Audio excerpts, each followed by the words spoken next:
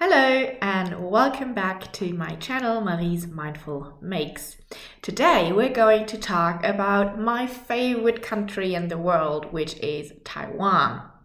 I have traveled to Taiwan several times. I studied abroad in my undergraduate at the National Taiwan University, and I wish it wouldn't be quite as far away so that I could just resettle there permanently.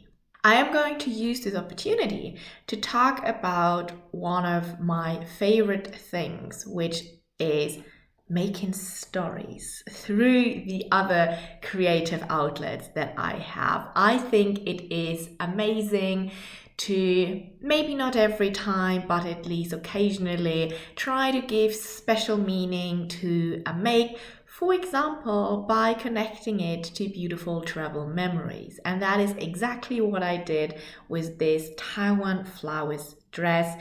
Before I get to all my talking, however, make sure you grab yourself a creative project to knit or crochet along, grab yourself something to drink and enjoy.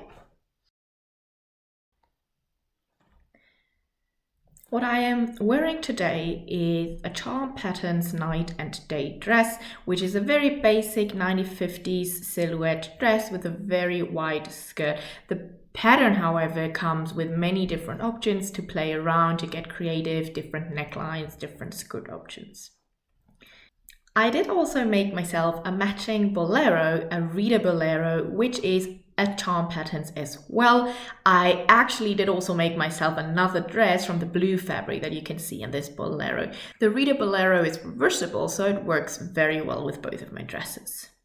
The fabric of both of these dresses and the bolero is a cotton poplin, medium weight, has a really nice flow and drape, and I purchased it in Taipei City in Taiwan at the Yongle Fabric Market, which is the biggest fabric market in Taipei. It's an indoor fabric market.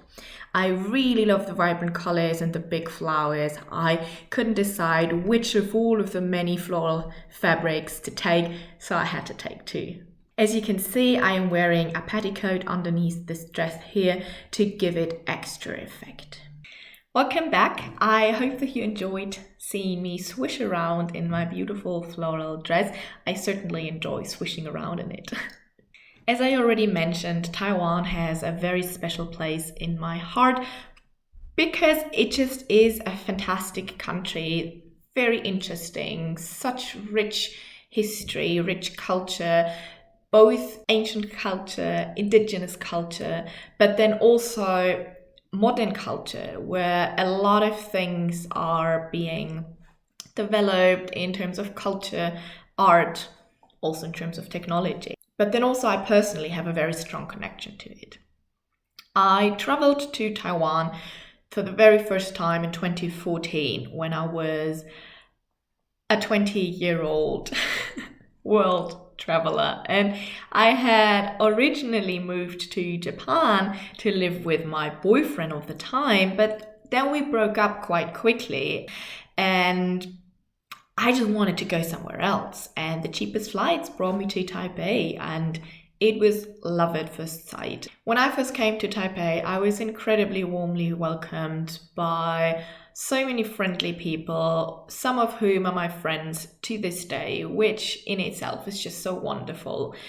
Coincidentally, at the same time as I was there for the first time, I stayed a couple of weeks, the sunflower protest broke out. The sunflower protest was a large-scale demonstration that included an occupation of the parliament and of all of the streets around in reaction to a law that would have permitted Chinese business easier access to the Taiwanese market. Thousands of protesters had occupied the parliaments and the surrounding streets for a couple of days, ultimately blocking this law and then also contributing greatly to further democratization of the country.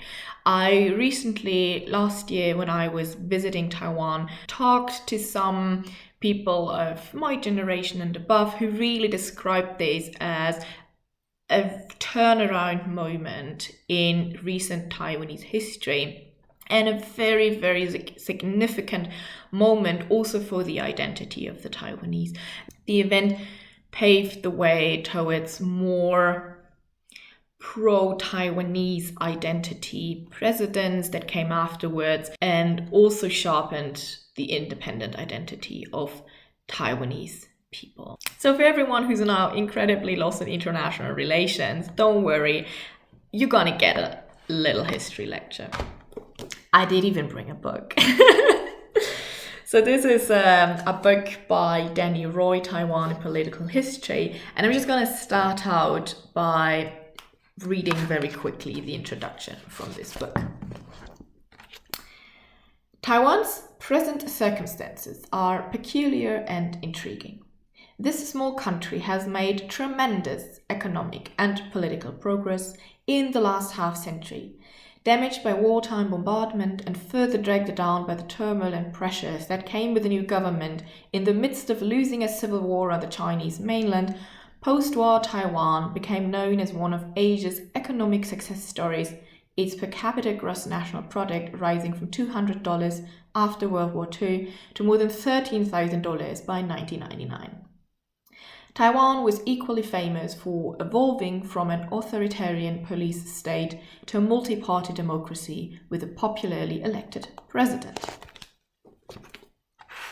Okay, I guess you're still lost, so let's talk a little bit more about this history. Taiwan is officially known as Republic of China and is internationally largely unrecognized as an independent country because the People's Republic of China claims the territory as its own. So we have to go back to the civil war in China on the Chinese mainland in the early 20th century. In the civil war, it was the nationalists versus the communists. The nationalists called the Kuomintang Party. Today, the People's Republic of China is still ruled by the communists, which already hints to the fact that the nationalists, the Kuomintang, lost the civil war in China. And after they had lost the civil war in 1949, the Kuomintang party elites retreated to Taiwan. Taiwan had been under Japanese colonial rule from 1895 until 1945, the end of the Second World War, and Japan lost World War II. So it had very recently been returned to Chinese rule when Kuomintang officials and supporters arrived. The beginning of this return to Chinese rule was anything but smooth. And then when the Kuomintang party officials established this exile Republic of China on the territory of Taiwan, which, by the way, to anyone who doesn't know it at this point, is an island, it became obvious very quickly that they would continue with a very harsh authoritarian rule under the ruler Chiang Kai-shek. But in the beginning, like in 1949, the Communist Party then gained power in mainland China. But they were largely unrecognized by the West during this Cold War era. So instead of the big People's Republic of China, internationally, the Republic of China, reduced to the territory of Taiwan, actually represented the China on the international arena, such as the United Nations. And that only changed in 1971 when the communist-led People's Republic of China became the UN member instead of the Republic of China. And ever since, Taiwan's status is very complicated. The People's Republic of China and the Republic of China / Taiwan developed very differently from the 1990s onwards specifically, not only in terms of ideology, but also in terms of political system, market orientation and all of that. Today, Taiwan is a pluralistic and democratic market economy, and its citizens enjoy human rights and civil liberties. And in very recent years, there has been a lot of advancements towards more LGBTIQ rights, to give just one example. Yeah, besides that, it's a beautiful country. It has stunning nature, interesting culture, amazing tea. If you're a tea lover like myself, it's heaven. And I very much recommend a visit. Sadly, China frequently organizes military maneuvers, and they have increased the frequency in recent years because Taiwan is more on the international radar because of the way how geopolitics in general have developed globally. But Taiwanese people have developed a very stoic way of just accepting it and not thinking too much about it. And besides that, Taiwan is one of the safest countries in the world to travel to, and I can definitely attest to that. The first time I traveled to Taiwan, I was 20 years old, and I never felt unsafe at all, no matter where I was, no matter how lost I was. So yeah, it's a beautiful place to visit. It is fascinating to learn more about, and knock on wood that it stays like that. So all that talk for a dress, but don't worry, it will all come together. When I was first traveling and later studying abroad in Taiwan, I very frequently encountered red floral fabric, and as a person who loves floral patterns, I wanted to know more. Floral cotton fabrics had first become very popular in Taiwan in the 1950s when the local textile industry was being boosted. Local fabric designers and artists drew a lot of inspiration from Japanese fabrics on one hand, but also from local flowers and auspicious flowers. And the same goes for auspicious or meaningful colors. Those fabrics became incredibly popular in Taiwan and featured on pillows and bed sheets or lampshades and as curtains, and could be found in many households across the country. At some point, however, as it is with things that come rapidly into fashion, they also start falling out of fashion again, because later generations started to look to different style inspiration, and the floral fabrics, particularly the red floral fabric or the yellow floral fabric, became associated with older generations and was the kind of granny fabric. When I have first come to Taiwan, I mostly encountered those fabrics in little stores that were targeted at tourists. I got myself a little passport protection booklet, and it was marketed as local design. But I also did see it, especially when I traveled more through the country than later on. I did also see it feature frequently here and there, all over the place. And I did also see it inside of private homes. Besides that, it was already very easy to buy it in fabric stores in the same district, the Dihua Street district, where I purchased my fabric last year. There isn't too much to find about it online. I had tried to order a Chinese language book that was published in, I think, 2007 about it, but unfortunately it went out of print in the meantime. So take from that whatever you want.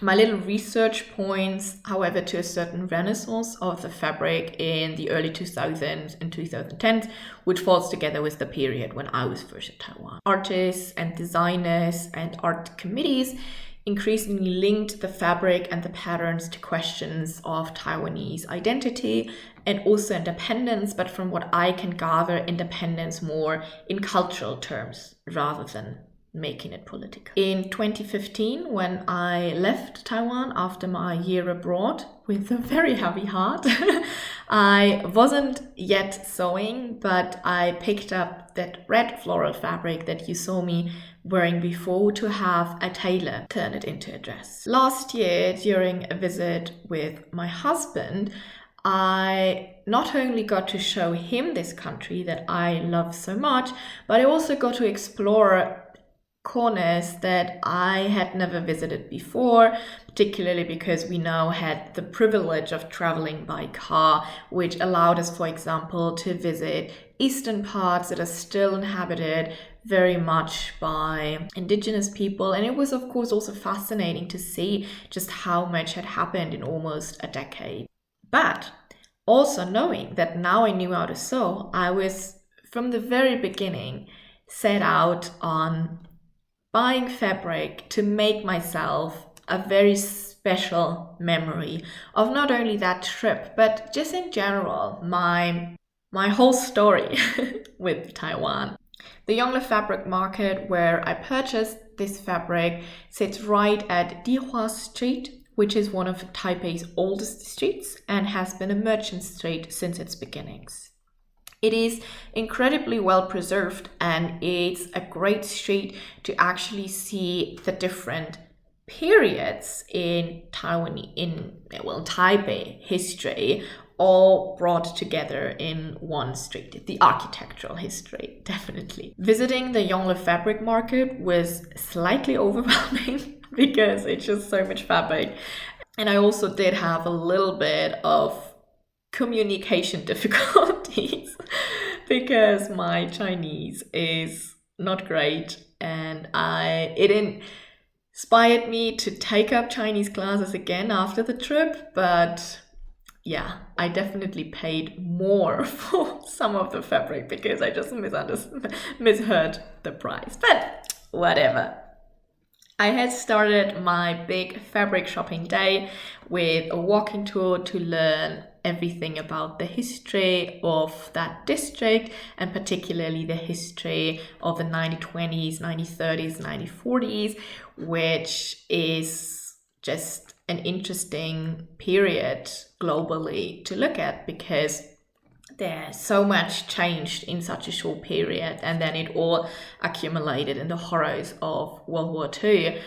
So I think it's really important to have good knowledge of that period to also understand society and the course of history and draw lessons for today, and not only from a Eurocentric perspective, how we have it in Europe, but from a global perspective as well. And then after a quick refreshment with a fantastic oolong bubble milk tea, I went into the fabric market and at some point settled on this and the other blue fabric. My original plan actually was to make a two-tone fabric out of it, but then I thought that I'd much rather just have both of the fabrics shine as they are and then tie them together with the Rita Bolero. And I am super happy how both of the dresses and the bolero turned out. And I just love the fact that every time I put those dresses on, it reminds me of that beautiful trip. It reminds me of the connection I have to Taiwan, and it just generally makes me so happy every time I wear it. All right, that was it. I hope you enjoyed this little history/politics lecture. It certainly is a little bit of a different content to what I first envisioned for this channel, but I think that it just shows how greatly crafts and arts are connected to our political realities, because culture shapes politics and politics shape culture. So I really hope that you enjoyed it, that you learned something, and that maybe you're going to put Taiwan on your travel bucket list. If you have any questions, let me know in the comments. If you like this video, please hit the like button. If you want to see other craft and art content, of which I'll have so much more in the near future, make sure to subscribe to my channel, and I'm looking forward to see you next time. Goodbye.